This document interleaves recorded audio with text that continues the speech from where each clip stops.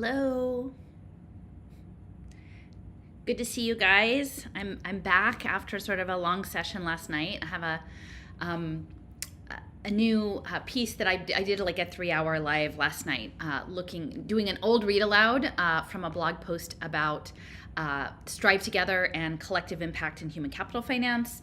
And sort of I linked it to some of the recent work that I was doing in Arizona and complex systems analysis. And so I was looking back, I referenced at the beginning of the talk last night this issue of the Penn College Omnia magazine, and I have the image of it there. And you can see from the cover here that it says Omnia over on the right. It's sort of the tag phrase for one of the articles is the physics of us. Physicists are studying how living matter works and finding that it breaks rules and provides fascinating models. And you can see in the cover art, you've got a bird in flight, you have sort of a flying fish, you have a fish in school. So those are all sort of swarm intelligences. And then you have I think it's probably meant to be vasculature, like the sort of structural, like mycelial sort of structure underneath, and these wave signs and sort of bubbles that go fractally from like maybe molecules up to stars. And so, I thought, oh, this is kind of compelling. And usually I just like recycle these things straight away. But something today made me open it. And so I was looking at the article about the biophysics. Literally, it's about biophysics, which is part of what I was talking about last night. And but then there was another article, which is the bigger picture, called "The Story the Bowls Tell," and it's about incantation bowls related to Penn's excavations in the late 19th and early 20th century, like very early archaeological, like Western archaeological digs in Nippur, which is today in Iraq. And so this article was about incantation bowls. And it reminded me of almost exactly a year ago, I think December 31st is when I posted it. I made I wrote a pretty extensive blog post that was very far-ranging, centered on Dropsy College, which is, it used to be when it was founded at the intersection of, I think, Broad and Allegheny, which is maybe, I don't know, like a 10-minute drive or so from my house. And it was a college of Hebrew and cognate languages, and a small college, but it had this very extensive collection, and it interfaced closely with Penn. And eventually it ran out of money by the 1980s, and Walter Annenberg sort of was tasked with putting together the collection of the library of both like Sumerian tablets and these ancient texts around. A lot of the people who went to study there, they weren't even necessarily Jewish. Like early Christian scholars would go and study the holdings of this library. But the building had a fire. And so Annenberg scooped up the library, and then eventually it got handed over to Penn. But there's this interesting intersection with, for me, like these Babylonian incantations and Penn's archaeological expeditions and Neil Stephenson's work in, the first time the metaverse was sort of coined as a phrase was in Snow Crash. And a lot of that was framed around this Namshub of Inky, or the mind virus. And so I sort of agglomerated all of these things together, like Stephenson's metaverse and the mind virus and Babylonian mythology and what was happening at Penn in their archaeological systems. And so to have this one magazine that both combines biophysics and swarm intelligence with incantation bowls, someone is planning on gifting me some frequency bowls that will be coming in the new year. So in terms of bowls and communication and sound and messaging, I feel like all of these things converge together. So I was like, well, before I leave for the holidays, I'm going to do one last live and read this article about the bowls, and then do a read aloud of this article about Sumeria and cypherpunk that I wrote last year. And because I think it's actually a really interesting article, and actually it was part of my Brazil series.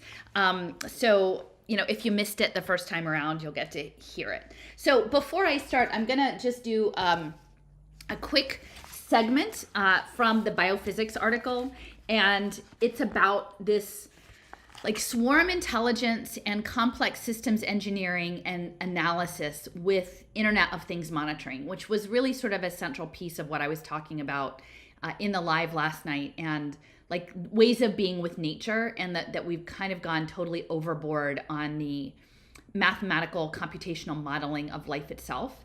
And so this section that I read about the work that the scientists were doing with cowbird culture, I thought, well, let's sort of apply this to flocking in social media. Like, so when I'm reading this section, think about the flocking and steering behaviors within the sending of signals, the transmission of signals and communication, and understand that the token exchanges that are coming are going to also be part of that. So like where you might have birds displaying, their mating habits with certain songs or displays of feathers, like I feel like that's what these tokens are going to be about. They're going to be metadata tagged, and in exchanging the tokens, you're sending augmented messaging throughout the community. And I will mention too that this section they're talking about Pennovation. So the Pennovation lab is near the UPenn campus. It actually was the old DuPont site. In Philadelphia, it was a paint factory, and then later on they did a lot of the Teflon testing DuPont did. And so it's a super duper super fun site, and they ended up covering over a lot of the toxic chemicals and then making it a park. And like a bicycling park or something behind this campus. But now they're redoing the complex for sort of high level emerging technology research, including swarm robotics. So the Penn Grasp lab is there, the engineering lab for swarm robotics. And actually, I think like Michael Zargam had some connections to the Grasp lab, or if not, he did, his mentor at Penn. And so the fact that it's at Pennovation, is significant in the way I see things. So, okay, so this section of the article itself is titled, "The Physics of Us. Physicists are studying how living matter works and find that it breaks the standard rules and produces fascinating new phenomena." And so you've got this image of the flower here, and it's all surrounded by sort of color and photonics. And I'm not going to read the whole thing. I am going to read the incantation bowls because I think that's even cooler. But think about, again, guiding cybernetics, signaling, communication, social behaviors, and emergent properties. So this section is called Seeing Life in Action. Along with faster computers and machine learning, new technological tools for biophysics include ways to record and analyze neurons, or to genetically modify them to fire under laser light, or to glow when they fire. Okay, these are neurons, okay, with potential genetic modification so that they're attuned to light. And again, we're talking a lot about photonics. Cameras can take hundreds of images per second, and there are new ways to bring light to microscopes, which allow researchers to study living systems. Technology is allowing Balasubramanian to go to the birds. He is collaborating with Mark Schmidt, professor of biology, and Kostas Danielidis, Ruth Yalom Stone, professor of computer and information science at the School of Engineering, to study how cowbirds pair bond at Schmidt's aviary in the Pennovation Center. At the beginning of the season, you'll have 10 males and 10 females. You introduce them into the aviary. The males sing, the females evaluate them. Is that a good song? Is that not a good song? And they decide whose song is better. And the cowbirds use this information to form social hierarchy that guides their interactions.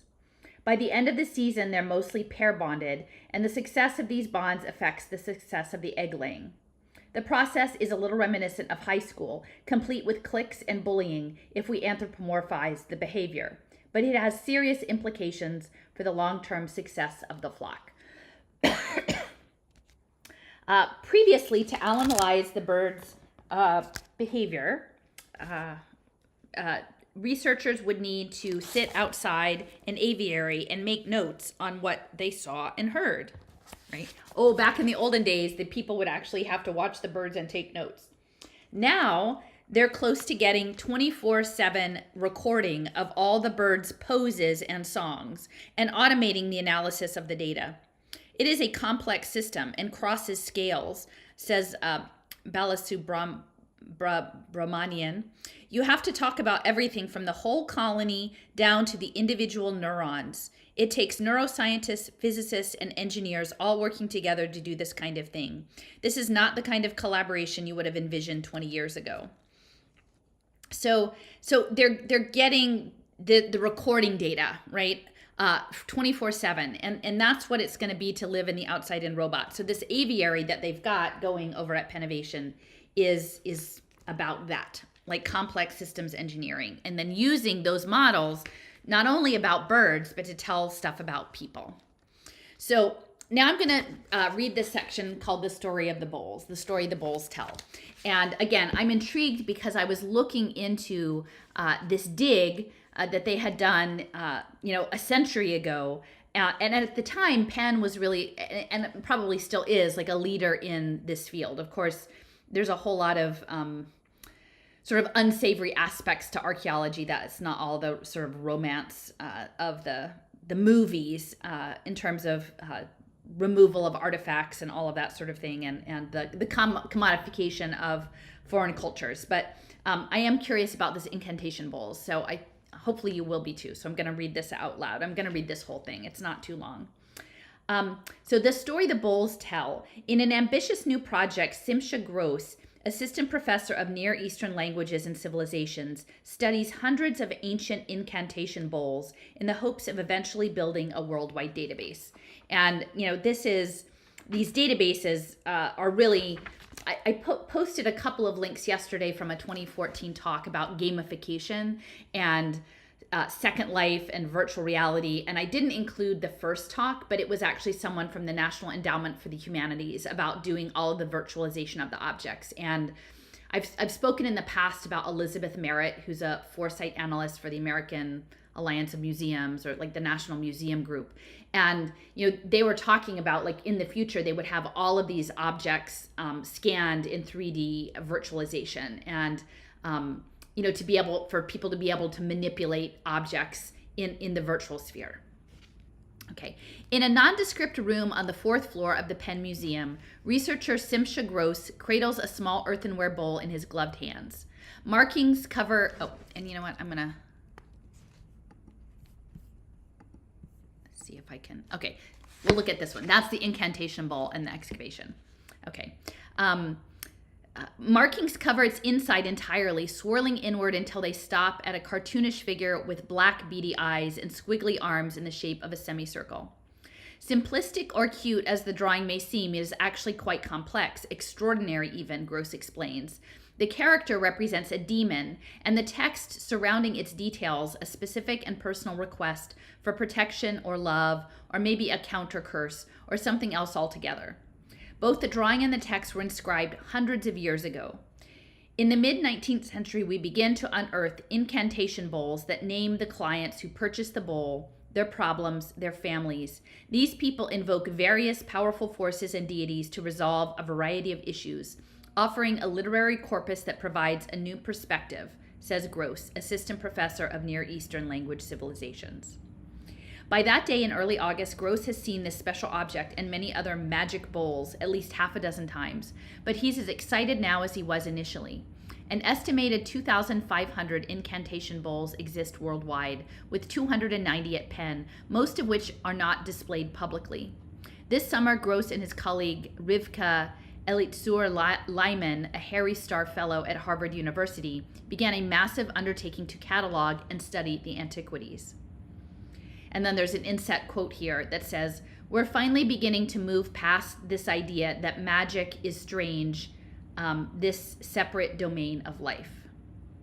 And so I will say, and increasingly as you follow along these powerful people, it's very clear that sort of esoteric and metaphysics is something that they're quite interested in, both Nicholas Berggruen and, again, most recently the IEEE talking about like metaphysics being really important. So when they're talking about magic, sort of this centering magic in sort of our social relations, and bringing this forward into the present as not something that's just an aberration, but something that should be seriously considered. I think it's worthwhile, especially in, I don't have it here, but there was an article that I've cited a few times from the 60s, and it was a rabbi who was very, like a high-level scholar in Kabbalistic studies, and he was encountering the people who created a supercomputer in Israel at, I think, the Weizmann Institute, and sort of essentially saying, you've built the golem, you've created this golem. And, I'm worried for the world because we don't know what your golem will do, this supercomputer that you've made. And towards the end, he's like, I've begged and begged the Weizmann Institute to set up an institute of magic and demonology, but instead they've insisted on continuing with their applied mathematics. And so, to me, there was that demonology reference, and then in the Crypto Skeptic conference, there was this guy who was a former professor or lecturer at Berkeley, and he was talking about Bitcoin research or whatever, and at one point he did mention demonology, like he was talking about money being endowed to university departments for these various projects, and he's like, for example, like, what if I went out and I got a bunch of money for, an institute of demonology? And he literally said demonology. And I emailed him and I said, well, were you referencing this article from the 1960s about, the golem of Rehovot and, the request for an institute of magic and demonology as applied mathematics? But he never got back to me. So again, I think centering the math is important. The magic. Anyway, so they have many goals for the research. They want to improve the technological toolkit available to read illegible text on these objects and test the materials from which they are made. They hope to contextualize and understand not just the literal words, but the reasons behind word placement, vessel type and size, and language choice. Longer term, Gross also says he would like to correlate dig archives to actual bowls, which hasn't previously been done, and ultimately create an online database that includes every one of those items around the world. We're finally beginning to move past this idea that magic is strange, this separate domain of life, says Gross, also part of the Jewish Studies program and a fellow at the Katz Center for Advanced Judaic Studies. And I'll talk about that in my blog. We're also beginning to better understand that previous ideas that assumed that the bowls represent the interest of a lower, popular, or non-elite class of Jews, Christians, and others simply do not hold. The bowls were a surface on which scribes from a range of social, educational, and religious backgrounds wrote incantations. And then the Nippur excavations. 5 of the bowls, variously called amulets, incantation bowls, or magic bowls, are currently on display at the University of Pennsylvania Museum of Archaeology and Anthropology. These and the 285 more in storage have a long history with Penn. In 1888, John P. Peters, a Penn professor of Hebrew, organized and carried out an archaeological excavation in Nippur, part of the Ottoman Empire and located in modern-day Iraq.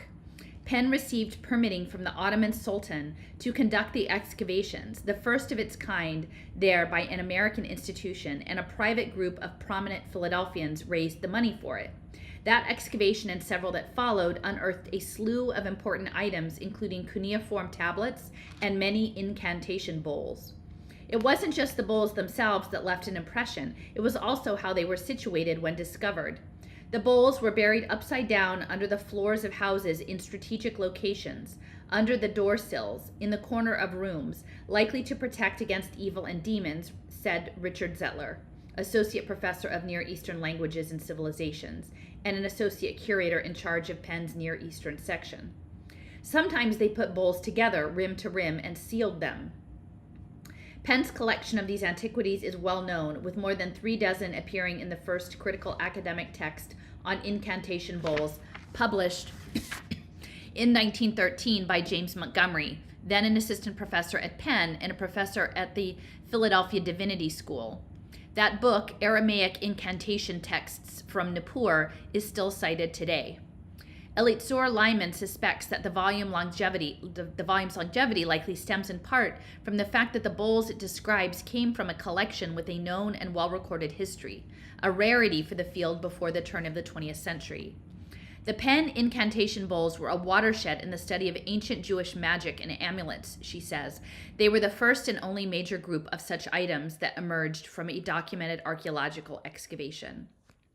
Montgomery focused on only the most beautiful and easily decipherable bowls, Gross explains, which at the time was a monumental task given the lack of comparable materials available.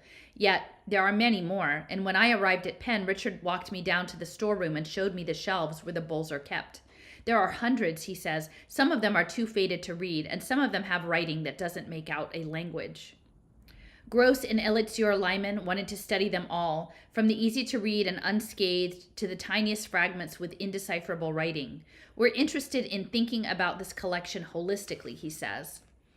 After Gross visited the museum collection with Zettler back in 2019, he started envisioning what a project with the bowls might entail. He reached out to Elitzior Lyman, a friend and colleague who specializes in ancient inscriptions and Jewish magic.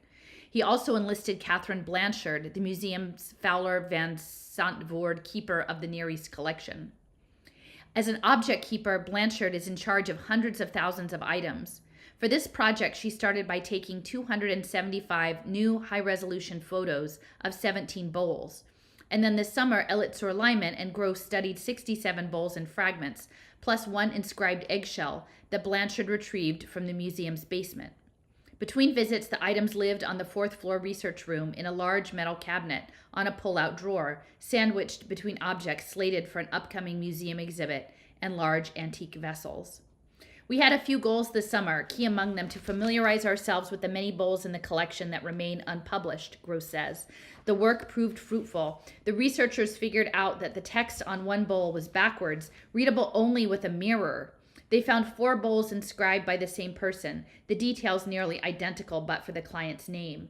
And with a team from the museum, they tried a technology called multispectral imaging to make illegible words visible, which worked, but on just one of the 4 faded bowls.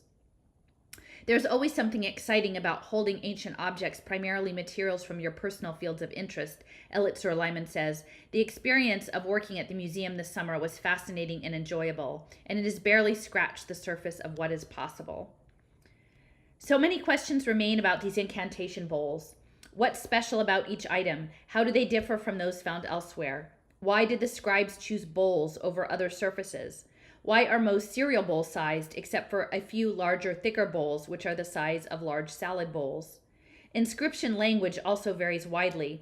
All of the bowls are written in Eastern Aramaic, but they are in different dialects, Gross says, namely Jewish Babylonian Aramaic, which is a Hebrew script, Syriac, the language used in many early Christian texts, and Mandaik, used in by a religious group in southern Iraq called the Mandaeans.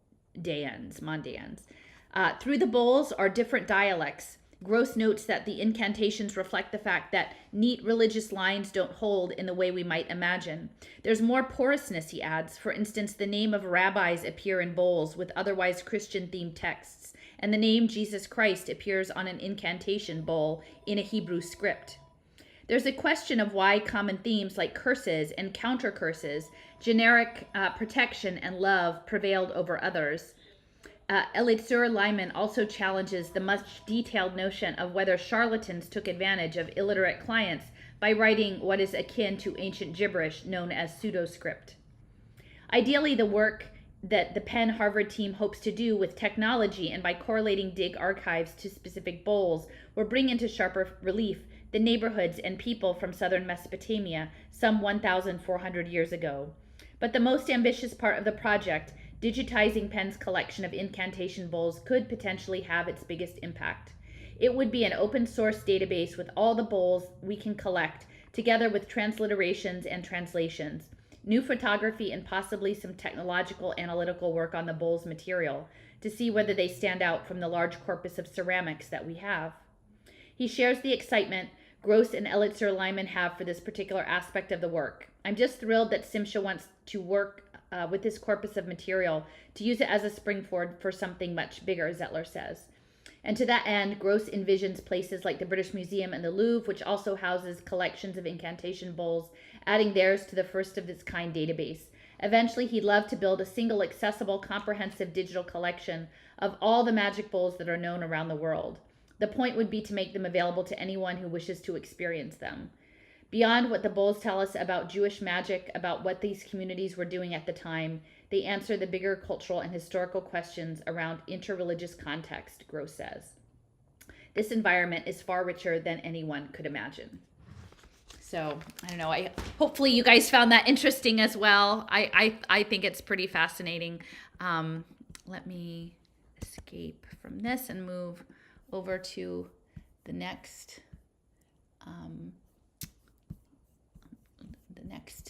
the reading of my piece.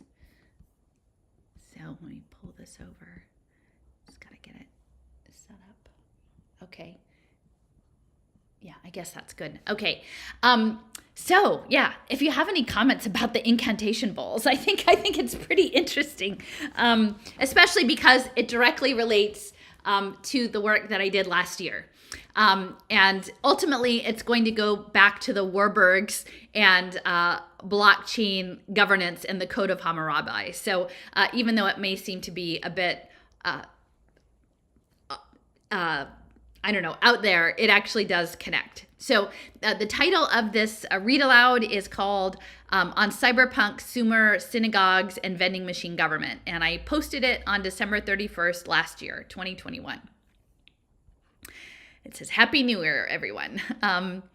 While the information that, and I will just say at the time I had done a fundraiser, sort of an end of year fundraiser for Raul Diego and Silicon Icarus. And I think technically he still has a fundraiser going on until the 23rd. So, I continue to support all the people doing research into the smart contract life. So I guess I will just say it again. It's not Happy New Year yet, but if you choose to support Silicon Icarus, I'm sure you can still do that as well a year later. Okay, so while the information that follows about the Spanish Inquisition, early U.S. synagogues, Sumerian tablets, Philadelphia financiers, cyberpunk, and blockchain government may seem out of place in a series on Brazil, I have a gut feeling the connections I'm laying out may become significant in the future. And for that reason, I wanted to take time to compile these fragments of information I've been gathering up and share them with you to see what you think and if you have information to add. The objective is not to point to some single responsible party to hold accountable for the situation we find ourselves in. That would be a gross oversimplification and counterproductive. We are investigating different parts of this machine of domination, one that has been running for centuries, traumatizing people who in turn traumatize others in a cycle of ongoing dysfunction. Living in Philadelphia means wandering through a web of history. Sometimes it's worth picking out some threads to have a closer look.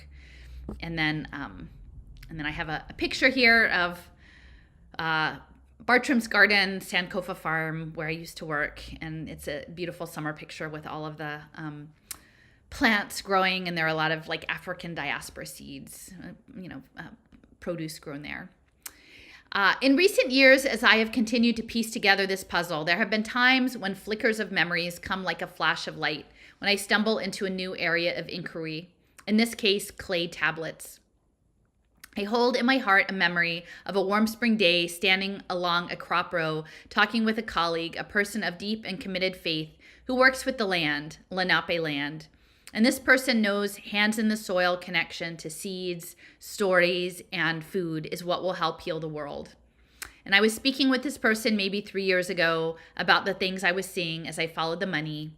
And he said to me essentially, Allison, you are a Jeremiah. And I am somewhat ashamed to say that I had to go look it up. And Jeremiah was the weeping prophet, the one who said that the Babylonians were coming and was abandoned and beaten and thrown in a well for it. And now my child has turned their back on me and the light I am attempting to shine on this truth. And the weight of this calling is becoming very, very real for all of us who have chosen to take a stand as keepers of natural life. I just had a friend tell me police are going door to door in Delhi, taking people's health status and phone numbers. I have another friend who is now prohibited from riding transit in Italy. I have friends who have lost jobs for not agreeing to submit their personal health data to the biosurveillance state. That's me too. Yes, the Babylonians are coming. They are the foundations and the tech billionaires like Jack Dorsey who offer grants to often well-intentioned organizations. Program managers then fool themselves into thinking they are doing the right thing, making the best of an impossible situation, and will go on to pilot the predatory Internet of Things technologies that will inevitably take coming generations down a road to posthumanism and disconnect from all that nature has to offer.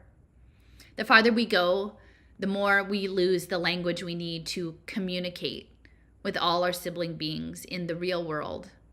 The slide is so gradual, though most never notice the loss of beingness.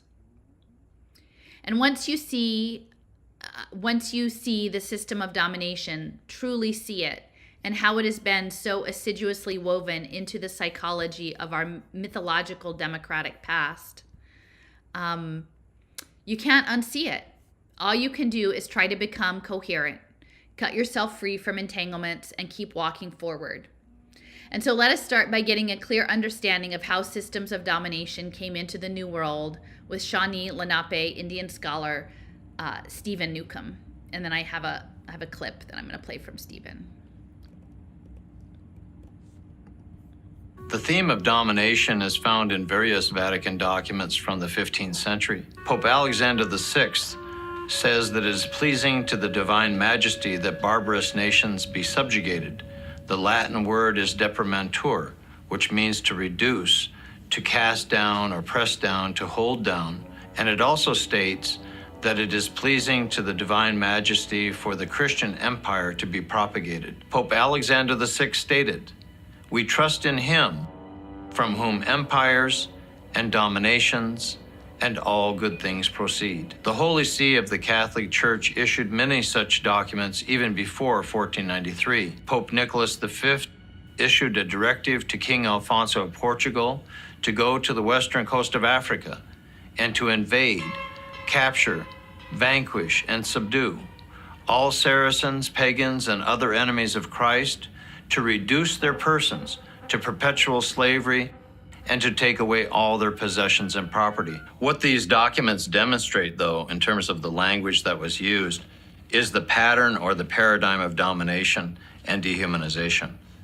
And this is very clear by looking closely at the kind of language that was used in those documents. They go back to a root word, domo, in Latin, which is a very unusual and obscure word. And it has 7 main meanings: to subjugate, to subdue, to force into subservience, to tame, to domesticate, to cultivate, and to till. To cultivate in Latin is colere, which means to colonize or design. When you take the root of colonize, you have colon, which is the digestive tract of the body politic that is coming in invasively into the lands and territories of indigenous nations and peoples. And that colonizing, digesting activity makes that predator body politic a devouring, consuming body that's coming in invasively on top of the original nations and peoples. And I'm going to pause for a second. Oh no, that's not what I want to do. Let me see. Yeah, no, I'm going back to the right thing. So, what I wanted to sort of share is that, the Iberian Peninsula is a center for a lot of this, the early colonizing bits, and that's important to remember. And one of the entities, these decentralized autonomous organizations that's coming together, the Taoist. I mentioned them in yesterday's talk. I believe that their hub is actually based in Lisbon, Portugal. And there's a lot in Portugal around both nanotechnology and robotics. And this Taoist imagery, it was quite concerning. Maybe, let's see, maybe I can go here. I want to show it to you because it upset me. I mean, and I talked to Cliff, and Cliff is like, "Don't worry, like these people just they see things, but it can't really get at us." But it was upsetting. So the Taoist is part of this collectivo human coordination program, but it's also they were connected, like the Michael Zargham talk. He was giving it to the Governance and Taoist. And so you can see that it's based in Lisbon. It says that they support a cultural revolution to enable a life characterized by purpose, ownership, collaboration, and openness. And their logo is, it's interesting because it looks like the pupil of an eye was sort of a wedge, but it also could be like a torus because of the shading, or it could be like a galaxy. There's a lot going on with that particular imagery. That's from its Twitter account. But then, and maybe some of you guys have a clear understanding of, of what this could be. Okay, there, yeah, now you can see it. Yeah, so this is one of their funds that they're starting. It's called Aurora. Now we know Aurora is the dawn, and that has some sort of Luciferian connotations a bit. There we go. Yeah, and there's a lot of Aurora stuff. Aurora Coin, the online competency-based education, they renamed themselves Aurora. And then, so this is one of the images. It says, this is like their sponsorships for this new DAO launch. It's called Become One of the Patrons Behind This Mission, in developing their ecosystem for these decentralized autonomous organizations. And like among them include Cello, which, Leo has done a lot of work on, and Gitcoin, and these early DAOs. But I don't know if anybody in the comments, do you know what that is, right? Like, so for people who might be listening in on audio, it's that the upper torso is sort of like a graphic, like a cartoony sort of graphic, but it has sort of the character of like a tarot card sort of thing. And it's the upper torso. It appears male, although the fingers are sort of delicate. And it's holding, it's like a goblet, but it's more like a dished plate full of flowers. And the head of this creature is like flames, almost like a comet. And then it has a wrap that has stars on it. So that's one of the imagery for the Taoist. Okay, this is their launch for this event. Again, their hub is going to be in Lisbon, in Portugal. It's called, they say love against the machine, so it's very obvious, like clearly love is important. And they're incorporating that. There's a lot of magenta, purpley colors in that. All of the text is sort of this lavender purple color. And so you've got the aurora, and then this is the second image, which it says, so I guess this is a lower level of sponsorship. So the top level had 5 slots, and this is like 18. And you can choose your ministry. They literally call it your organization as a dawn ministry. Choose what your ministry is about: tokenomics, music, NFTs, impact, culture, you name it. We'll treat you as a reference in that domain.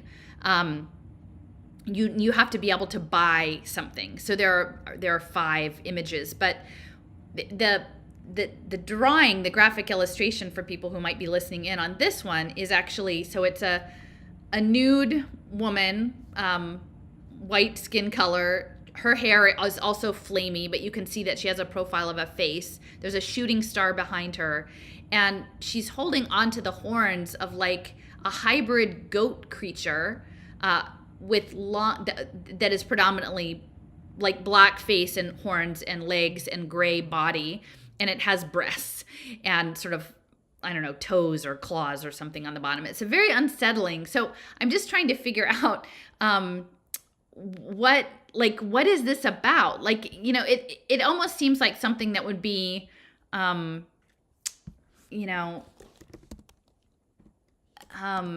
don't know, like it's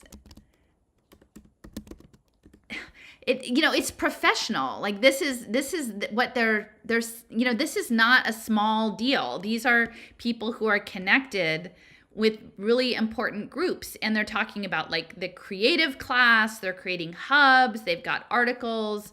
I guess this is their clubhouse in Lisbon, this coordination ground, a playground built by Taoists for DAOists. There's a lot of money. They've had events in Paris, Lisbon, Mexico City, Amsterdam, Bogota. It's international. There are many people involved in this. And yeah, that's how, and I'm not, I don't know, I don't consider myself really stiff, but like that's not appealing. Like none of that is appealing. So anyway, I just wanted to go on with the Taoist and talk about, again, the Iberian Peninsula, Spain, Portugal, this is going to intersect later on with the war between Spain and the Netherlands and the colonization. So again, I guess that was a bit of a tangent, but I did want to show you this Taoist stuff because I don't know about you, but I found it, I don't know what it means. Like, and I don't know why you would represent yourself. I just don't understand why you would represent in your way. Like who this is another thing I'll just include for folks, if you can see it more closely, people who understand the symbolism about it better. They're tumbling blocks. And of course, to me, the blocks always feel like blockchain. And they, infer to the hexagon, depending on how you see them. So they look sort of like tumbling dice, and on each face is a different indication. So there's a crescent moon, there's a double fish, a white and black fish, there's an eye, a flower, teardrops paired, a bird, a sun, water, and a hand signal that looks sort of like a puppet, like, I don't know, like a rabbit, like when you make your fingers like look like a little hand puppet. So that's part of it. And then you can just see it in context, these creatures and their governance structures. So I guess we're just moving into an age where everything is digital and this is all acceptable. And I guess this feels like sort of the new form of domination, maybe with these weird incantation things attached, metaphysics. Okay, so now I'm going to go back to reading from the blog post. Let me get a little bigger here. Okay. So in 1493, Pope Alexander VI issued a papal bull of demarcation that split rights to claim the New World between Spain and Portugal. That agreement was revised by the Treaty of Tordesillas the following year, pushing the pole-to-pole meridian further west to 370 leagues beyond the Cape Verde Islands. That adjustment meant Portugal was entitled by papal decree to dominate and colonize lands discovered by Pedro Alvarez Cabral 6 years later, and that became the nation of Brazil. Catholics weren't the only Europeans enriched by the abundance wrested from indigenous lands. Jewish people benefited as well. Infrastructure investments that for centuries were directed into minerals and agricultural products are today being applied to the capture of behavioral data for human capital valuation. The colonial interests that built Brazil's sugar empire are again on the scene, which is not surprising given that communities of faith are hubs for the social service deliveries. For that reason, they are poised to serve as ready-made channels through which global capital can bring industrial-level poverty management to scale. The sugar connection interests me because I explored the idea of hypothecation and mortgaged human life and data collection in the so-called community school model in the context of sugar refineries in a post I wrote a few years back. Sir Ronald Cohen is a key figure in global impact investing. A Harvard MBA and the father of British venture capital, Cohen fled to the UK with his family from Egypt in the 1950s. He is Jewish. In fact, his wife's now deceased father was Yoshi Harel of the Exodus, but moves fluidly among all circles in his role, conducting the symphony of the global technocratic social impact transition. Cohen has appeared at the Vatican's social impact conferences, as well as conferences on Jewish venture philanthropy at Fordham University in New York. Ronald Cohen collaborates with Omidyar Network, an organization working on many fronts to remake Brazil as a data-driven society suited to the global impact economy. And then I have an image from the Bridgespan Group and Omidyar Network. Insight Center on Scaling Social Impact successfully completes pilot. Omidyar Network supports a joint project by Harvard Business Review and the Bridgespan Group. Capstone webinar scheduled with Sir Ronald Cohen, father of British venture capital. And that was way back in 2013. Jews faced forced conversion under the Portuguese Inquisition a few years after Spain's purges had gotten underway. And those who did not flee had to convert, though many continued to practice their faith in secret. Converso history has gotten considerable attention in academic circles and the media over the past decade, as more and more people are getting their genome sequenced for ancestral purposes. Converso history overlaps with the Jesuit Church, which tended to be receptive and whose missionary program enabled such people opportunities to leave the regions where they were persecuted. The Jewish Heritage Alliance states that 10 to 25% of the population of Brazil likely has some ancestral connection to conversos. From 1568 to 1648, ongoing skirmishes took place between what is now the Netherlands and Spain. After that, separation was accomplished. Portuguese conversos poured into Amsterdam, fast becoming Europe's largest port, a center of maritime trade and intellectual ventures, including printing. There, they often renewed their cultural and faith practices while playing a key role facilitating the financial transactions of European empire building. Dutch acceptance of Jewish culture made New World colonies like Recife an attractive option for those seeking opportunities abroad. And then I have an image here. Synagogue becomes first Jewish site to join Brazilian tourism project. Kahal Zur Israel is the oldest synagogue in the Americas and will be the first non-Christian temple to join the sacred Recife project. That was in July of 2017. The oldest synagogue in the New World is in Recife, a northeastern coastal smart city, the fourth largest in the nation. Jewish settlers came to the region during the short window of time, 1630 to 1654, that it was controlled by the Dutch and the West India Company. The Jewish community of Recife helped to establish a sugar industry as well as financing construction of infrastructure like roads and sewer systems. The Kahal Zur Israel Synagogue, now a frequented tourist destination, was built sometime before 1641 and restored in 2001. Jewish people were forced to leave in 1654 when the Portuguese regained control. Some came to the New Netherlands, New York City, where they were initially rejected by Governor Peter Stuyvesant, but won a right to remain by petitioning the Dutch West India Company in 1655. These Brazilian exiles built the first synagogue in North America, Shearith Israel. It was the only Jewish congregation in the city from 1654 to 1825. And then I have a screenshot here. It says, Congregation Shearith Israel, now located at 2 West 70th Street, takes pride in being the very first Jewish congregation in North America, where something like half the world's Jewish population now lives. It was founded in 1654 by 23 Jews of Spanish and Portuguese descent who had been living in a Dutch colony in Brazil. When the colony changed hands and the Portuguese took over, the Jewish community fled to avoid the imposition of Inquisition policies, which had previously pushed their families out of Portugal and Spain in the late 15th and early 16th centuries. And then there's a picture of the interior of the congregation on 70th Street. During the American Revolution, Jewish people from throughout the colony sought refuge in Philadelphia, and Reverend Gershom Mendes Seixas came down from Shearith Israel in New York to minister to them at Mikveh Israel. It remains our city's oldest congregation, one that continues to uphold Spanish-Portuguese traditions of worship. Joshua de Sola Mendes of Shearith Israel provides additional information on other sister Spanish-Portuguese synagogues around the world in a 2013 presentation.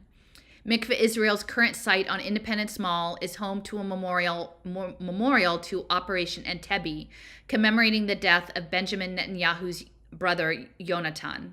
Their father, Benzion, was a scholar and a professor at Dropsy College, more on that later, whose dissertation focused on conversos and the Spanish Inquisition.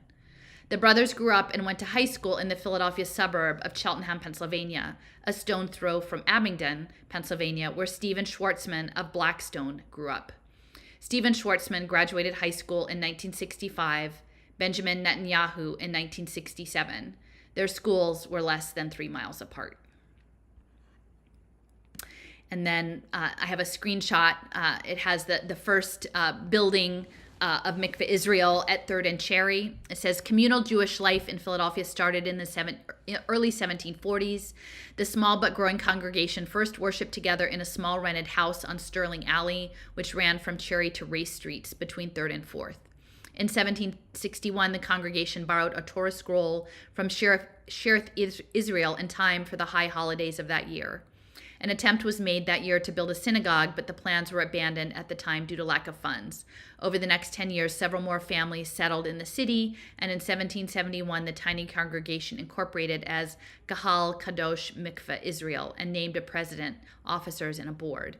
They acquired another Torah scroll and some prayer books from London and received a gift from Sheriff Israel of a silver reading pointer. On February 22nd, 1773, at a meeting of the Muhammad, the board, it was resolved that they would collect money in order to fund a synagogue building. The subscription was to last for 3 years. The outbreak of the Revolutionary War in 1776 put a temporary halt to their plans. As Jewish refugees from other colonial cities streamed into Philadelphia, they soon outgrew their tiny space and moved to the second floor of a rented house on Cherry Alley between 3rd and 4th, 2 blocks from the present building. In 1782, with a substantial contribution by Haim Solomon and spiritual guidance from Reverend Gershom Mendez Sykes, the congregation purchased land and erected a building on the north side of Cherry, west of 3rd. Okay, so that's that. And then I have a second screenshot of the memorial to Jonathan Netanyahu in Philadelphia. On July 4th, 1976, Mikveh Israel was in the midst of celebrating a move to their then brand new synagogue. Designed to coincide with the bicentennial celebration centered in Philadelphia going on at the time, this was supposed to be a joyous time for the congregation. But news of Jonathan's death put a damper on the celebration. Due to Jonathan's local ties to Philadelphia, it was decided that a memorial to Jonathan and Operation Entebbe should be placed in front of the new Mikveh Israel synagogue. And so it's the memorial is 2 blocks of white marble that are sort of smoothed on the outer edges and rough on the inside. In 1986, 10 years after Jonathan's death, the memorial was officially dedicated. It was made by artist Buki Schwartz and donated by Muriel and Philip Bergman. The abstract sculpture consists of 4 monolithic granite blocks. The massive blocks are roughly 7 feet high, 2 feet deep and wide, and stand in a square formation. Speaking at the memorial's dedication, Jonathan's brother, Benjamin Netanyahu, then Israel's ambassador to the United Nations, explained why the memorial was important. Okay. And then I have another screenshot, and it's talking about the Spanish congregations. It says, one of my favorite places to spend a Shabbat is Mikveh Israel, the Spanish and Portuguese synagogue of Philadelphia. I went for a Thanksgiving weekend in 2012 and had such a good time I went back. And then there's a picture with the Liberty Bell. Okay, so those are the 3 screenshots. Now I'm back to my writing. Institutionalized faith traditions can be viewed as among the oldest forms of programming, from chants to tablets to books to televangelism and now AI as intercessor between humans and their creator. Neil Stephenson's 1992 cyberpunk novel Snow Crash, the book that coined the term metaverse and brought the idea of avatars into popular use, goes into this concept in some detail. The plot revolves around a powerful Texan, Elbav Reif, who made a fortune in telecommunications and intends to take hold of the consciousness of the world through faith-based viral programming. At the core of the novel is the Nam Shub of Enki, a Sumerian incantation with magical force. So again, we're back to the incantation, right? The incantation bowls. According to legend, the trickster Enki god of water and creation, let a mind virus loose on humanity. Before that time, all beings of the universe shared a common language. And when the Namshub came into the world, that universal language was lost, like the Tower of Babel. Also lost was the spiritual programming that came through Asherah, one of the 3 goddesses of the Canaanites and mother of all living things, whose worship was closely associated with trees and wooded groves. Humanity was forced to develop its own intellect and capacities beyond what was offered by Asherah through the priests. And then I have this screenshot. The Namshub of Enki. Once then, there was no snake. There was no scorpion. There was no hyena. There was no lion. There was no wild dog, no wolf. There was no fear, no terror. Human had no rival. Once then, the lands of Shubur, Hamazi, Polyglot Sumer, that land great with me of overlordship, Uri, the land with everything just so, the land, Martu, resting securely, the whole world, the people as one, to Enlil in one tongue gave voice. Did Then did the contender, the N, the contender, the master, the contender, the king, Enki, the contender, the N, the contender, the master, the contender, the king, the contender, the N, the contender, the master, the contender, the king, Enki, N of Hegal, the one with the unfailing words, N of cunning, the shrewd one of the land, sage of the gods, gifted in thinking, the N of Eridu, changed the speech of their mouths, he having set up contention in the human speech that had been won. And it's interesting because right now what we're dealing with is, the development of code as language. Like they're trying to get back to getting into this common language. And, the AI is trying to learn all of our languages and synthesize our languages. And some of what I talked about last night in last night's feed was the Wycliffe Bible Project, and that they went into the Amazon to collect all of these indigenous languages, as well as the cosmology that was embedded within the language, ostensibly for Bible creation. But then the question is, where do those language sets go? Like, were they fed into these machine training sets? Because Texas Instruments was involved in supporting those linguistic efforts. So lots to think about. Let's see. So if we were to take Stevenson's interpretation of the Enki story at face value, we must ask ourselves, what has humanity done in the millennia since the original break? Well, we have continued to fragment ourselves, not only by language, but by many other aspects of identity. We have acquired vast but narrow sets of expert knowledge, largely disconnected from sacred energetics of the world. We have disrespected the earth and our sibling beings and devised sophisticated forms of domination that we obfuscate using languages of care and social progress. There has been a lot of domination. And so now we have arrived at a moment where men like James Tour at Rice University, similar to Stevenson's antagonist L. Bob Reif, also based in Houston, are exalted for their efforts to program matter from the bottom up using advanced molecular engineering and nanotechnology, as if he were a direct agent from God. And, I might see. All right, so I might go ahead and play this. This is 8 minutes, but this is our site visit to Houston, Jason and I, the fall before last, and this is me outside of Universal Matter, and the office, the supposed office of the nanotechnology efforts of at Rice University of James Tour. So this is the last stop of the day. We are working through Sunset, and we are at the offices of Universal Matter Advanced Materials in a small office park off the side of a highway. Why is this important? So this is the corporate office of Dr. James Tour, who is a professor at Rice University. Now, James Tour has done a great deal of research around graphene. Graphene is a two-dimensional material, carbon-based material that is used in nanoelectronics. His focus is on the creation of laser-induced graphene. Now, the challenge with graphene is that it is extremely valuable, but it's challenging to produce at scale and to produce with a certain level of purity and without irregularities, because they need a very pristine one atom sheet thick hexagonal layer to use for their machines. So what Dr. Tour has done is a lot of research around the use of lasers that can essentially, so they say, turn anything that is carbon-based into graphene, not by burning it, but by actually using a laser to create a molecular transformation. Now, graphene, it's very expensive. This nanoparticles, that it's so small you can't even see it without an electron microscope. And so the amount of money that you would get for a ton of graphene, like hundreds of thousands of dollars. And with the laser, what he's saying, with a small investment of, say, $100 in coal, anthracite coal, and $100 in energy for the laser, you can make a product that is an unimaginably profitable product.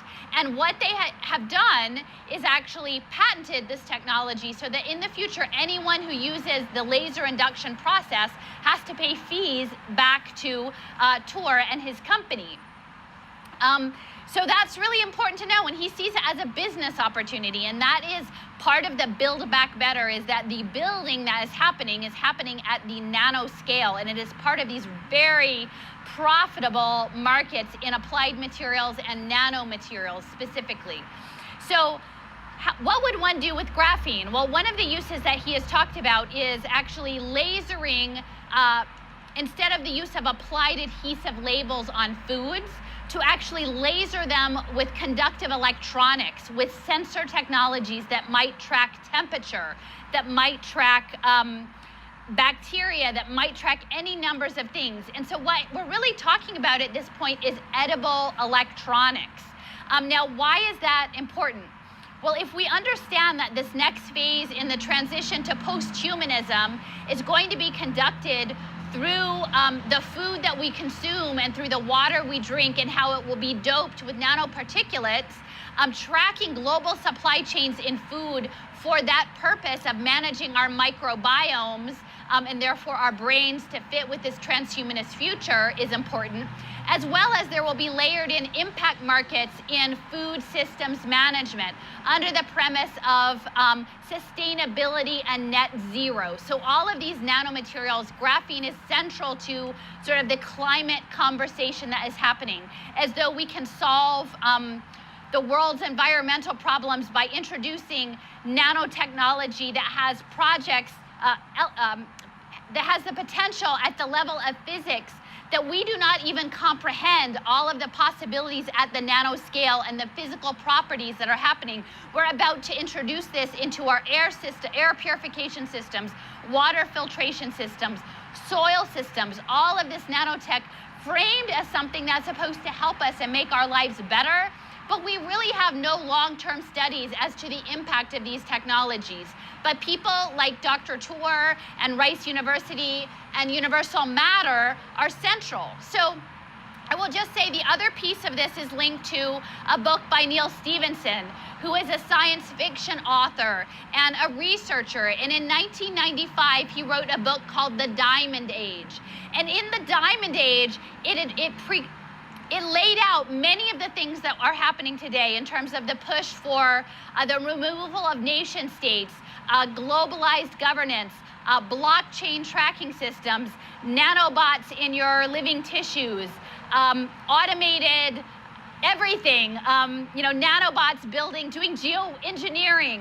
And this was all laid out in 1995. And in that world, they had something called the matter compiler.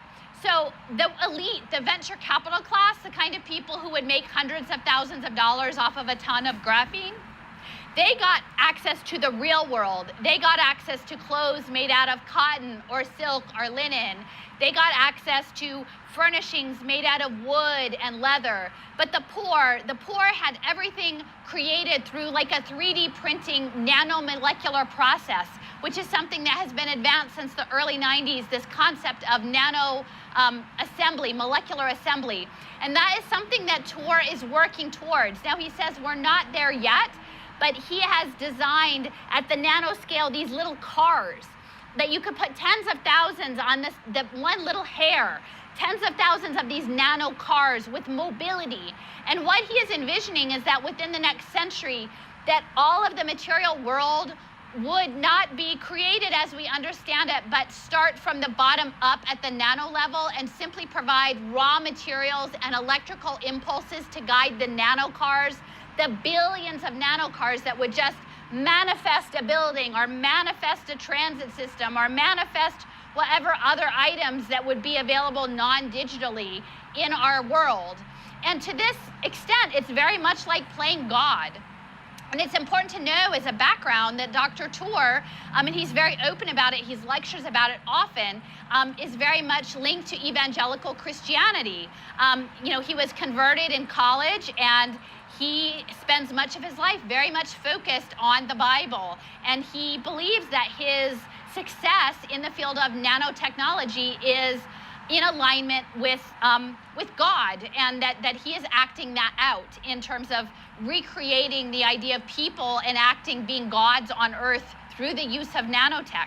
And this is really important because a lot of this post-human future, this idea of transfiguration or resurrection or transformation or ascension of carbon-based life into some other plane is being actually advanced by people who have very strong faith beliefs, but these beliefs are lifting them up to feel like that they can be up there as agents of God, or almost to the point of being gods themselves. And so, like I said, all of this is a much bigger story against the backdrop of this small office site, which is like essentially a conference table and a coffee pot and maybe like a laptop in the other room. It's a very small footprint, but I think the financial implications of laser-induced graphene and the philosophical implications of what Dr. Tour is representing in terms of the recreation of matter, matter itself through nanotech, through these invisible molecules that are manifesting properties of physics that none of us quite understand, are something that we need to all understand much better and give careful consideration to. All right. All right, well, thanks for, let me change this over. Okay, is this working? Oh, I'm just trying to see if I've got this. So we're here at the Texas Medical Center complex. This is our last day in Houston. I'm heading. Sorry, I keep looking and it seems like somehow my OBS things are not working right today. So I'm just gonna, sorry about that. I'm just gonna close that up. Yeah, so we'll just read it this way. I had all the little special things set up, but it's not working out today. So, okay, so anyway, continuing on. So nano cars, incantations, nano incantations and nano cars, and replacing God. Okay, and in this sort of the metaverse, right? That Neil Stephenson's this idea of material reality manifesting through some sort of incantation. So this mentality leads to defense interests refining new forms of communication, one where minds and bodies are remade as computational surfaces, armatures for bioland. Look at what the U.S. Army Combat Capabilities Development and Command, DEVCOM, the Center for Biomolecular Science and Engineering, the U.S. Naval Research Lab, and the Institute for Bioscience and Biotechnology Research at the University of Maryland College Park have been up to. Information conveyed from living cells embedded in bioelectronics interfaces to engineered microbial networks. And then I have a screenshot from Nature Nanotechnology, March of 2021, bioelectric control of a microbial community using surface-assembled electrogenetic cells to route signals. We have developed this is the abstract. We have developed a bioelectronic communication system that is enabled by a redox signal transduction modality to exchange information between a living cell embedded bioelectronics interface of an engineered microbial network. A naturally communicating 3-member microbial network is plugged into, and that's in quotes, an external electronic system that interrogates and controls biological function in real time. First, electro-generated redox molecules are programmed to activate gene expression in an engineered population of electrode-attached bacterial cells, effectively creating a living transducer electrode. These cells interpret and translate electronic signals and then transmit this information biologically by producing quorum-sensing molecules that are in turn interpreted by a planktonic co-culture. The propagated molecular communication drives expression and secretion of a therapeutic peptide from one strain and simultaneously enables direct electronic feedback from the second strain, thus enabling real-time electronic verification of biological signal propagation. Overall, we show how this multifunctional bioelectronic platform termed a BioLAN reliably facilitates an on-demand bioelectronic communication and concurrently performs programmed tasks. Yeah, so they're subsuming us within their systems. Did Enki know what he was unleashing, leaving humans to their own devices? Magic force, nano-pico sorcery of the most devious kind. Now, this is from Snow Crash. This is an excerpt from Neil Stephenson's Snow Crash book. He's speaking to his personal assistant AI, the librarian, okay, the main character. He's trying to figure out about this Namshub. Okay, so does anyone understand Sumerian? Yes, at any given time it appears that there are roughly 10 people in the world who can read it. Where do they work?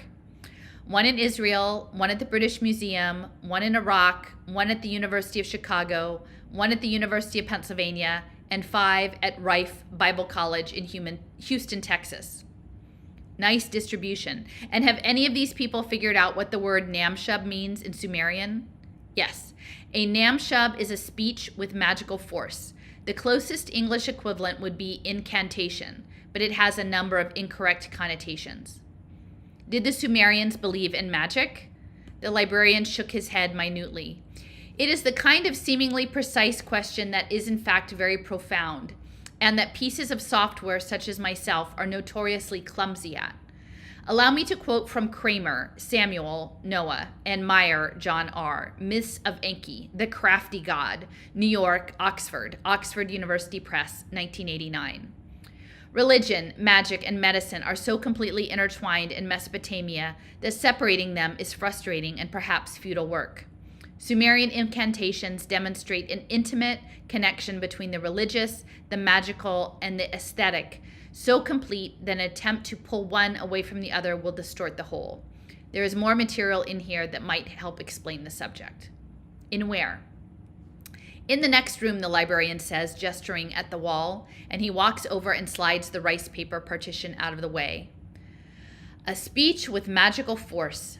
Nowadays, people don't believe in these kinds of things, except in the metaverse, that is, where magic is possible.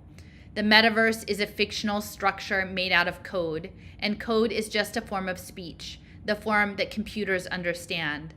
The metaverse in its entirety could be considered a single vast Namshub, enacting itself on L. Bob Reif's fiber optic network. Okay. I'm going to read that last paragraph again because I think this is actually really important. A speech with magical force. Nowadays, people don't believe in these kinds of things, except in the metaverse, that is, where magic is possible. The metaverse is a fictional structure made out of code, and code is just a form of speech, the form that computers understand. The metaverse in its entirety could be considered a single vast Namshub, enacting itself on L. Bob Reif's fiber optic network. And I guess our L. Bob Reif would be Comcast, right? The open-air prison run by your cable company and your phone company. At the time I was reading Snow Crash this fall, I learned about Dropsy College of Cognate and Hebrew languages in North Philadelphia, Benzion Netanyahu, and its collection of ancient Middle Eastern texts, which included Sumerian tablets.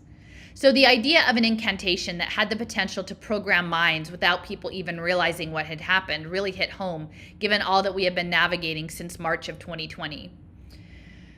We are in total information warfare, all of us, even the resistance. And I suspect the people running this game know all about Namshubs and nanotechnology and carrier waves. Samuel Noah Kramer's book, The Myths of Enki, the Crafty God, co-authored with John Meyer and published by Oxford University Press in 1989, was Stevenson's source for the myth. In the story, the librarian character advises hero protagonist and cites Kramer's work. Kramer was born in Kiev in 1897. His family left in 1905 due to anti-Semitism under the rule of Tsar Nicholas II. His father went on to establish a Hebrew school in Philadelphia. Samuel was for a time an Egyptology student at Dropsy College, but left and went on to study at the University of Pennsylvania, where he became a renowned professor of Assyriology and transformed the world's understanding of Sumerian literature. Kramer's library was donated to Bar Ilan University in Tel Aviv in 1980. The university established an institute in Kramer's honor, supporting research into relationships between Assyriology and the Bible, and to cultivate an international interest in the culture of Mesopotamia. Bar Ilan is a partner with Social Finance on a student-run ESG impact investing fund and has a major research center for nanotechnology and advanced material engineering. As a side note, based on a 1986 New York Times article describing his contributions to the field, Kramer and his wife appear to have spent their last years in what is now my neighborhood in an apartment overlooking the art museum, a ceremonial mound perhaps not so unlike the ziggurats of Mesopotamia. And then there's a brief bio. I have a screenshot. The Samuel Noah Kramer Institute of Assyriology was established at Bar Ilan University in 1980. The founding members were Pinhas Artzi, Jacob Klein, Aaron Skaist, and Amnon Altman. The institute is affiliated with Bar Ilan University, Faculty of Jewish Studies, and connected with the Department of Hebrew and Semitic Languages and the Department of the Bible. The late Professor Samuel Noah Kramer bequeathed his research library to the institute. The primary aim is to promote research activity in the area of Assyriology, Sumerology, and related fields. Special emphasis is laid upon the following areas: Mesopotamian literature, Mesopotamian law, that's important, and its influence on neighboring peoples, ancient Near Eastern history, Elamarna studies, and the interrelationships between Assyriology and the Bible. So that's that. Yeah, and this is just about his apartment. Kramer was pleased as well to have made Sumerians more widely known through such popular books as History Begins at Sumer, which sold more than 100,000 copies in several languages over 30 years. Yet he confessed to worrying that he ought to have stuck to his scholarship and stayed away from popularizations. What made him feel that way? And he thought for a minute about just how he felt. The little desk in his study on which he had arranged half a dozen typescripts that haven't been published overlooks the rooftop of Philadelphia near the Museum of Art. Mr. Kramer and his wife Millie have lived in the high-rise apartment for the last 3 years since their old house suffered a series of burglaries. The apartment is a sunny one, bright with oriental rugs, and Mr. Kramer's study is crammed with books. He is wearing a windbreaker stamped with the logo of the University of Pennsylvania, where for 20 years before his retirement in 1968, he was the Clark Research Professor of Assyriology and curator of the tablet collection at the University Museum. Dropsy College of Cognate and Hebrew Learning was founded in 1907 with money from the estate of Moses Aaron Dropsy, a lawyer of Dutch descent, again the Dutch, who made his money building Philadelphia's street railways. Dropsy College was the first institution in the world to award advanced degrees in Judaic studies. It sat adjacent to the Fourth Synagogue built by Mikveh Israel's congregation. Both are located on the southeast corner of North Broad and York, a few miles from my house. And then I have a picture. It's sort of colonial revival, 2-story building, limestone, colonnaded doors. And then I have the obituary of Benzion Netanyahu. Dr. William, so there's a picture of Benjamin Netanyahu and his father, and then next to it is the obituary for William Chomsky, Noam's father. They both taught there. William Chomsky, one of the world's foremost Hebrew grammarians. So again, grammar. These complex adaptive systems need a grammar. He died Tuesday in Philadelphia at the age of 81. He spent 45 years teaching at Gratz College. He was chairman of the faculty, and he had been a professor of Hebrew at Dropsy from 1955 to 1997. The father of Noam Chomsky, professor of languages formerly at MIT. He was senior Chomsky was born in Russia, came to the U.S. in 1913, and worked his way through Johns Hopkins by teaching elementary Hebrew in Baltimore. Okay, so Benzion Netanyahu and William Chomsky both lectured at the school, the former on Spanish Jewry and the latter on classical Hebrew language and literature. The school maintained an extensive library, including numerous rare texts and Sumerian tablets. Though Dropsy College was an unaffiliated institution, it kept close ties with the University of Pennsylvania. The school was damaged by fire and closed in 1985.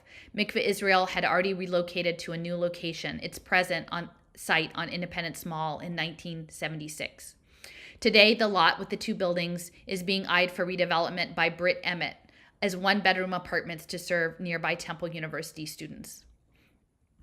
And then I have a screenshot from the Penn Library's Scholarly Commons, a description of the collection of Dropsy College.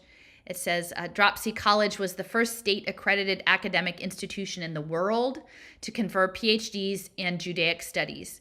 In the course of its 80 years of existence from 1907 to 1986, the college awarded more than 200 doctoral degrees and became a major training center for the country's Judaic scholars. Through those years, it was the publisher of the Jewish Quarterly Review, the oldest continuously published English language journal of Jewish studies, and one of the most respected scholarly journals in the field. In 1986, it became the Annenberg Research Institute, a center for postdoctoral research in comparative history and traditions of Judaism, Christianity, and Islam, granting residency fellowships to distinguished scholars from all over the world. And in 1993, the institute merged with the School of Arts and Sciences of the University of Pennsylvania to form the Center for Judaic Studies. The center, which was renamed the Center for Advanced Judaic Studies in 1998, became the Herbert D. Katz Center for Advanced Judaic Studies in 2008. Okay, so Dropsy College eventually folded into Penn. The University of Pennsylvania's Museum of Archaeology and Anthropology holds a large collection of Babylonian artifacts excavated in Iraq in the late 1880s, including the tablets Samuel Noah Kramer spent much of his career studying. The Babylonian expedition to Nippur, the cradle of civilization, netted inscribed hymns to the god Ninib, an ancient solar deity with the powers of healing and war. Nippur was a pilgrimage city and an administrative and legal center of Mesopotamia located 100 miles south of Baghdad. Many of the tablets, including the feature image, were sacred texts or business contracts. Think smart contracts. The durability of the clay tablets with reed markings enabled them to endure for thousands of years. Kramer spent his lifetime translating tablets and presenting what he found in books written for the general public, not just academic audiences. It is his work that created a broader awareness of Sumerian society during the second half of the 20th century. And then I have an image here, hopefully if you can see it, like this, because again, I like to see where things are, how they're laid on the landscape. So let me see, where is it? So wait a minute, children's thoughts. So here are the Sumerian tablets is where the red arrow area is here, the Penn Museum. It's adjacent to this entire medical complex of medical research at Penn. It's about 2 blocks away from the Worcester Institute, the oldest biotechnology lab in the country. Just like a block up and over on Sansom Street is the White Dog Cafe, which it was the earliest sort of farm to table restaurant in Philadelphia. It occupies the house that was Madame Blavatsky's, the theosophist, while she was in Philadelphia. And evidently she was healed from her lameness with like a white dog sat on her lap and healed her lameness. So that's the White Dog Cafe, is named after Madame Blavatsky. You go another block over and you've got Levine Hall, which is the engineering building where ENIAC, the first computer, was developed during World War II. And then directly kitty cross across from that, you have the Nanotechnology Initiative Center. And I didn't have it here, but actually marked above the Worcester Institute is the Annenberg School of Communication. So that's Walter Annenberg. And just off the frame here, 2 blocks from the Annenberg School is Wharton. So again, you've got biotech, you've got Wharton, you've got theosophy, you have computing, you have Sumerian tablets, you have high-level current medical research, and then you have nanotechnology, like all in this sort of one area. So I think it's interesting to see how it's laid out. So it seems fitting that the University of Pennsylvania's Museum of Archaeology and Anthropology, set up by William Pepper, in large part to hold the items collected in Nippur, is sited at the intersection of medicine and war. You can see on the map its position between the Singh Nanotechnology Center, the Moore building where ENIAC, the first general purpose computer, was made to calculate missile trajectories in World War II, and the sprawling medical campus with many bioengineering facilities. A block to the west is the Worcester Institute, one of the country's first biomedical research centers, dating to 1892. 2 blocks north of that is the house where Madame Blavatsky, theosophist mystic, lived while she was in Philadelphia. It was for many years operated as the White Dog Cafe, run by Judy Wicks, a prominent figure in green sustainable business and more recently impact investing.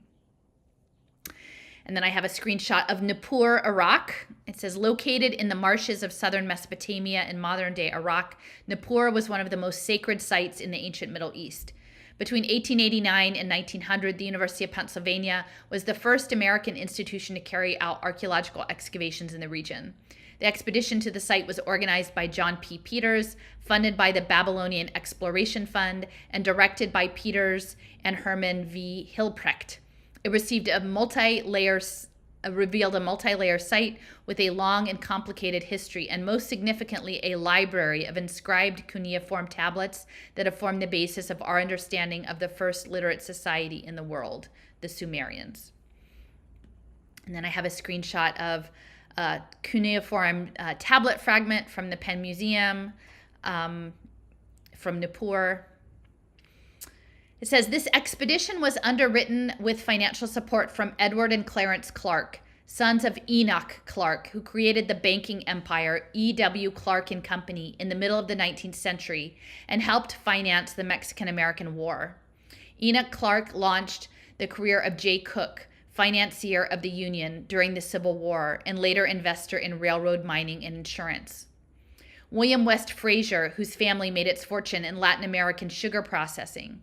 Joseph D. Potts, railroad and shipping magnate. Henry Charles Lee, historian and civic activist. And William Pepper, medical doctor and University of Pennsylvania provost, also supported the undertaking. I have a screenshot of that. Walter Annenberg, Wharton class of 1931 and early stage education impact investor, was tapped to save the Dropsy College's library after the fire. He set up the Annenberg Research Institute to bring Dropsy's rare texts and artifacts into his possession.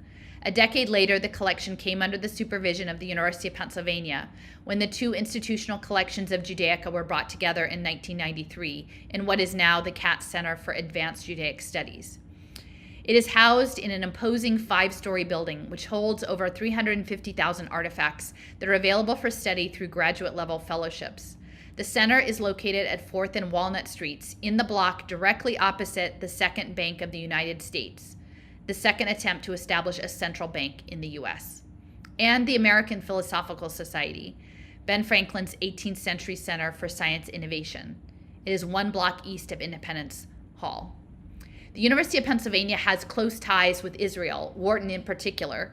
The business school received a $10 million donation last year from Yuri and Julia Milner to underwrite tuition covering 60 Israeli MBA students over the coming decade. Jonathan Greenblatt, who led Obama's effort around Pay for Success finance from 2010 to 2014, served as a senior social impact fellow at Wharton the year after he left the White House and is now CEO of the Anti-Defamation League. Wharton is also a leader in blockchain technology and gamification, per Kevin after the digital tornado Werbach. Then I have a screenshot of a press release from 2014. Jonathan Greenblatt named senior fellow at the Wharton School. The Wharton School of the University of Pennsylvania announced that Jonathan Greenblatt, currently Special Assistant to the President and Director of the White House Office of Social Innovation and Civic Participation, will serve as a Senior Fellow at the Wharton School starting in January. Greenblatt will work with the Wharton Social Impact Initiative and lecture on campus for the remainder of the 2014-2015 academic year. Greenblatt was named last month as the new National Director of the Anti-Defamation League. His service at the ADL will begin July 2015. We are delighted to welcome Jonathan to Wharton, says Jeffrey Garrett, Dean of the Wharton School. He brings a unique perspective on innovation and leadership enriched by a rare combination of experiences at the highest level of government, business, and the nonprofit world. We're excited to have him on campus to work with our students and faculty. Greenblatt is considered one of the leading experts in the country on social innovation and shared value. He is a serial social entrepreneur who started or scaled several successful ventures. Among his accomplishments, he launched Ethos Brands, the business that later launched Ethos Water, the premium bottled water that helps children around the world get clean water. The company was acquired by Starbucks Coffee in 2005. Greenblatt was also the founder and CEO of All for Good, the open source platform developed to enable more Americans to become involved with community service. Think DAOs. Greenblatt formerly worked as the COO of Good Worldwide and served as a longtime member of the faculty at UCLA before joining the Obama administration in 2011. He is expected to lecture on a number of topics at Wharton, including impact investing, shared value, social entrepreneurship, cross-sector leadership, and nonprofit management and strategy. And, I've done several conversations and presentations around this idea of tikkun olam and Israel and impact finance in the way Israel's compulsory military service enables them to, identify all the promising minds in mathematics and physics and cybersecurity and cultivate them through the military service and then set them up with financing and support to become, technology providers. Now, a lot of that technology is being applied into the social impact space. But many Philadelphia connections, and Wharton being a key player. As we seem to be speeding towards Terry Gilliam's vision of dysregulated technological governance, I invite you to read the paragraph below, written by Arthur Caron, curator at the Katz Center, and taken from The Professionalization of Wisdom, the Legacy of Dropsy College and its Library. My worry is that in looking back into these encoded texts, powerful financial interests may be looking to drop their own namshub on the world and force us all into the metaverse. While they speak of the origins of democracy, what is actually being set up is the state as a machine. As with so many things in Philadelphia, they fancy it up with pretty sounding language, but the intended result will be cold, harsh, and inhuman. One of the most remarkable figures of the college's proposed program of study was the seemingly discomforting quest to fuse Jewish particularism with the universalizing scientific objectivity.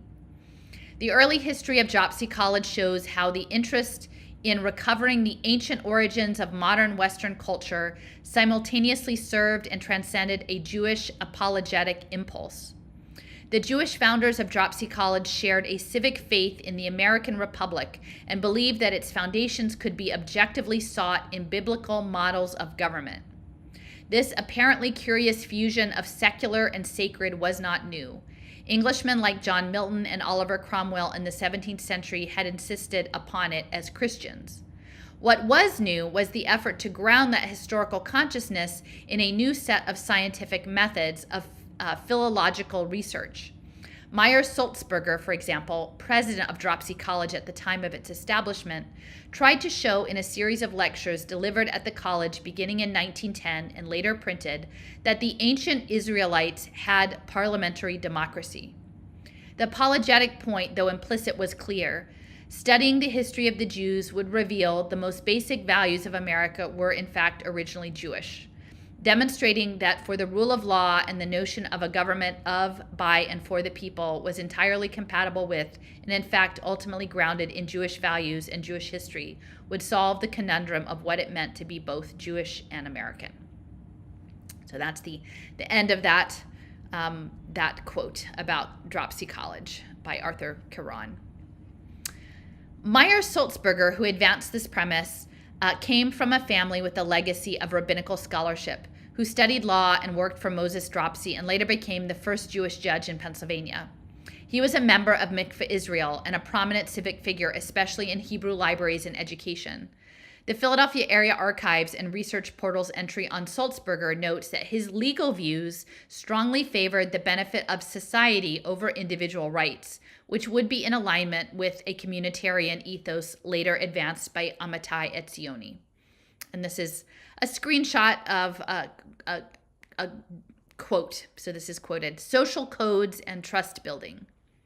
Again, social codes and trust building.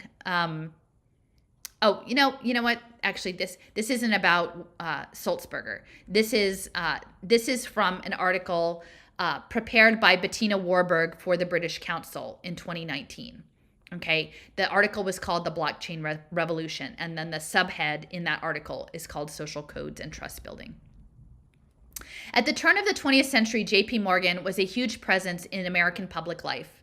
He was personally as much of an institution as the bank he created and the companies he shaped. So when he was called to speak before Congress in the winter of 1912, it was a major event.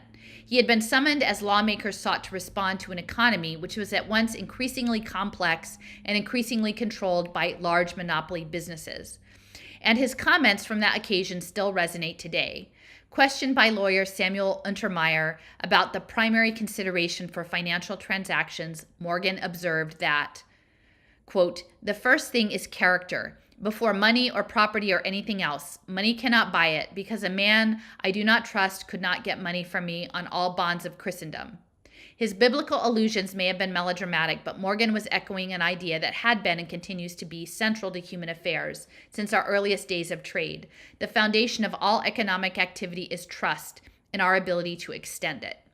And so this relates to what I talked about last night about metagame and this idea of source cred and the directed acyclic graphs and representing our trustworthiness as multiple node variables in these graphs that can be weighed and measured and examined to establish quote unquote trust and proof of personhood. This is going back to the Warburg piece. The earliest human economic exchanges were simple one-to-one agreements, swaps effectively of goods and services between individuals or tightly knit family or tribal groupings. But transactions quickly became more complex with the introduction of agriculture. Where previously trade was typically conducted between people who were well acquainted and socially connected, they increasingly took place between relative strangers and at much greater distances. With less control and less personal knowledge came greater uncertainty and risk. To help mitigate the risk, rulers and states created institutions and laws. And I emphasize this. An important early example of this was Hammurabi's Code, which established a wide array of guiding terms for engaging in all social and economic activity in Babylonian society. In doing this, King Hammurabi initiated the first version of what I like to refer to as a shared network state, right? And so that's what we're moving into is the network state. This phrase refers to the goal of achieving a shared reality between transacting parties. That is, the most fundamental sense, participants to an activity are on the same page, reading from the same book. But this is not easy to do because as quickly as new trust-reinforcing measures like Hammurabi's Code could be introduced, our economic ingenuity conjured further innovations, constantly extending the range and the form of trade, right? And so the new form of trade, that's going to be tokens, right? NFTs, digital assets, the digital commons, the common stack. All of these things are going to be traded in more and more abstract ways. And a lot of it has to do with the financialization that's really backed and created in large part by Wharton Alumni Network. And this goes on. This is Warburg again. But what exactly is a blockchain, you may ask? A helpful analogy is the experience of using a vending machine. The terms of the transaction are straightforward. You drop in a payment, make a selection, and in return, receive your soda of choice. Vending machines encode a little contract. If I pay you, you will release a product. We are not relying on a bank or a salesperson to perform this transaction. Rather, it is being performed by code on the machine. The state of the vending machine changes over time based on each customer selection, and the machine will stop selling soda in a given row once it runs out. We can think of a blockchain as a similar structure, a state machine that manages the inputs and outputs of transactions, and anyone who uses it is dealing with the same reality, the same vending machine. Expand the simple analogy to imagine a machine that isn't run or owned by a company. Instead, we can see exactly the code that machine uses, and we are able to verify all the transactions ourselves. And rather than only delivering sodas for money, this expanded machine can execute any transaction written in code, helping to automate business logic. And that's what we're about to be dealing with, right? A world that runs on automated logic systems. A state machine that manages the inputs and outputs of transactions. This vision is not unlike an automated code of Hammurabi, which was Babylonian. They were tablets of the code, found in the sacred city of Nippur, the site of the university's Babylonian expedition. The metaverse has been designed as a digital world, the contours of which will be defined by domination and hypercapitalism. The financiers, defense interests, data analysts will rule through automated legal agreements built on blockchain smart contracts, where everything, every social exchange, every movement, and perhaps every thought tracked as an electrical signal will become a token to be fed into Bettina Warburg's imagined vending machine. With each token deposit, humanity gets closer to the singularity and farther from our connection to the divine universe. A person's accumulation of tokens will make their character legible to the machine. So the state, as Charles Hoskinson of Cardano has said, will know based on your digital twin's metadata if you are a good actor and worthy of having your needs of survival met. If we are deemed not worthy, what recourse will we have confronting a faceless fascist machine built on nefarious public-private partnerships and key performance indicators? And then I have the Sumerian law code compared with the Code of Hammurabi. And then I have it's talking about the Nippur and the Code of Hammurabi there. Bettina Warburg authored the above piece for the British Council in 2019. The British Council, created in 1940, was set up to secure UK interests abroad, especially during the Cold War, through friendly cultural and education programs with a side of state intelligence. Warburg, hard to say if she is from that Venetian German finance family, as her personal details are kept very private. I did actually find a confirmation that she is that Warburg family. Did attend Georgetown and Oxford with a research focus of German national identity. She gave the first TED Talk on the topic of blockchain, a much lauded event after she spent 3 years as a public foresight strategist at Institute for the Future. Institute for the Future has ran spin-off tasks since the late 1960s with creating marketing campaigns for Silicon Valley's planned technotronic future. She is presently building out decentralized asset chains, of which monitored human behavior will be a central feature. Warburg Series Saris VC and Animal Ventures, where she is a managing partner, are literally setting up that mixed reality CIA video game for social impact I keep talking about. A crypto kibitz model with gamified psychological management through digital nudges. They will frame it as fun and community building, cooperative, but it's not. It's really not. And that is why all the people pushing blockchain liberation are incredibly irresponsible. The only tokens that will be used in-game are the ones approved by venture capital. You'd think people like Derek Rose would do their due diligence before promoting deceptive enterprises like play-to-earn Splinterlands gaming backend, gaming backed by Blockchain Founders Fund out of Singapore and INSEAD. Scratch below the surface and you'll see what's really going on. Animal Ventures, e-citizens, poor children, tokenized as digital livestock. Kind of puts that Farmville phenomenon in a whole new light, doesn't it? And then I have some images from Bettina Warburg. It's just talking about her funds. And then I have an image of the Blockchain Founders Fund and their investment in Splinterlands, which I went into in a lot of detail later. Institute for the Future's Blockchain Map 2017 to 2027 presents a mind-boggling array of concepts. From the prospect of trying to live as a gig worker hired by an HVAC system to bots having the same rights as people. A centerpiece of Warburg's work was civic hacking, the shift to automated data-driven government being sold by digital currency hucksters like Brian Ford to an unsuspecting public as a solution to government accountability and efficiency. This is very much in line with automated e-governance being wrapped up in Israel under the cover of pandemic lockdowns. In 2020, Israel did a webinar pitching this digital governance model to the state of Rhode Island. This has been teed up for quite some time through programs like MIT's Research in June, Spain, where citizens were encouraged to engage their government primarily through Twitter for transparency. Before doing so, they were to register their social media with government officials. Maybe back then it was harder to see what was coming down the pike, but now that we know that the bigger goal is tracking social physics, once citizens have an assigned DID, decentralized identifier, tracking and controlling one's access to the internet and the mixed reality metaverse, I fear twinning of society is going to proceed more quickly than we can possibly imagine. And I will just say, like last year, I didn't have a sense about the complex adaptive systems modeling and the steering. But, I have a screenshot. The Incredible June, a town that runs on social media by Deb Roy. I talked about that. I have this blog post about Musk and the emergent superorganism in Twitter, and I go into that in some detail.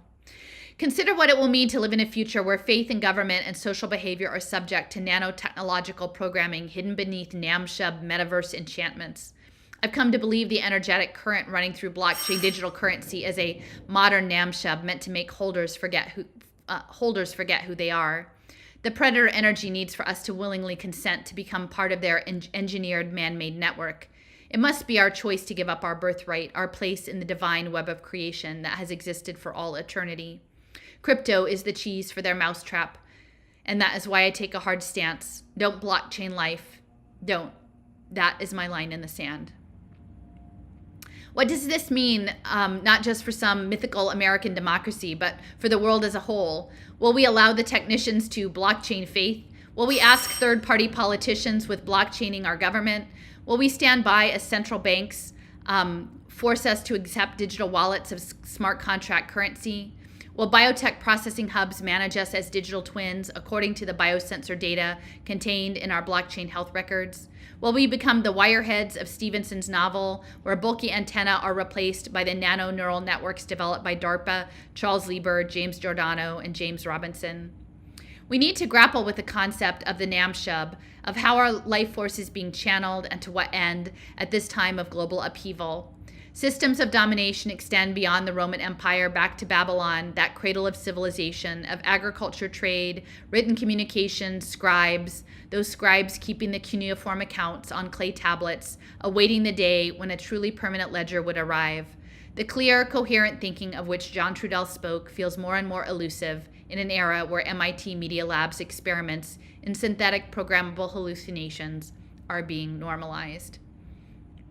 And then I have a screenshot of MIT Dan Novi's dissertation, Programmable Synthetic Hallucinations Towards a Boundless Mixed Reality. Once we understand the game is about domination through mental programming and economic control, the historical details, while interesting, can be set aside. It's simply not useful to attempt to pin the blame for creating this anti-life machine on any single party. It's about a dominating principle that came into legal force in the New World through the papal bulls and the colonization and the dispossession and death and destruction that followed. It is strange to consider distances of time and space between colonized and smart Philadelphia. Recife, Amsterdam, and Lisbon are not so vast after all. That our stories are woven together: forced migration, colonization, dispossession, subjugation, financialization, programming. And yet still there exists a mystical faith in a greater power. Can we keep that beyond the reach of the Ahrimanic machine? I believe we can.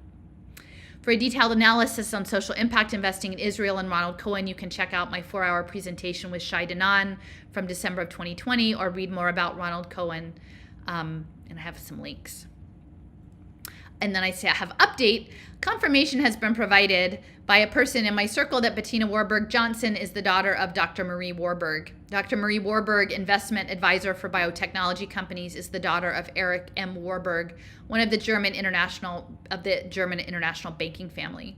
He led E.M. Warburg Pincus and Company in New York from 1939 to 73, as well as being a managing partner in M.M. Warburg, Brinkman, Wirtz and Company during World War II. He was a high-level intelligence officer and participated in Operation Paperclip, the covert program by which Nazi scientists were relocated to the United States.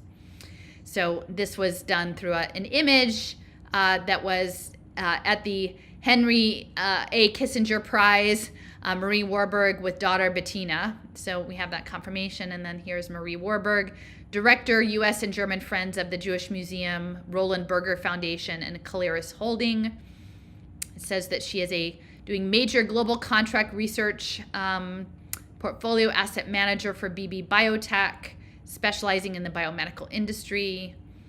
And then it's talking about various therapeutics. Eric M. Warburg, the international banker. This is his obit. He died in Hamburg, West Germany, retiring in 1982 from the Warburg-Brinkman Group. He fled Germany in 1938 and was a lieutenant colonel in the U.S. Army and an intelligence officer. And he was an ardent proponent of U.S. reconciliation with Germany and a founding member of the American Council on Germany in New York. And treasurer of the International Rescue Committee, which is interesting because they're definitely involved in all of this. And then there's a screenshot about Warburg. It says it's one of the last family-owned private banks in the country. Paul Warburg, a family offspring, was an investment banker in New York, an early advocate for the U.S. Federal Reserve System, while Eric M. Warburg founded E.M. Warburg in New York, which involved into Warburg Pincus. And yeah, So I guess that's that. So anyway, I hope you enjoyed this conversation about the Nam Shub of Inki, and I hope you have, I hope people aren't freezing if you're up in the U.S. I think most of our world right now is really cold, and I'm going to be offline for about a week and a half, but I shall see you in the new year. So again, thanks for joining in, everybody.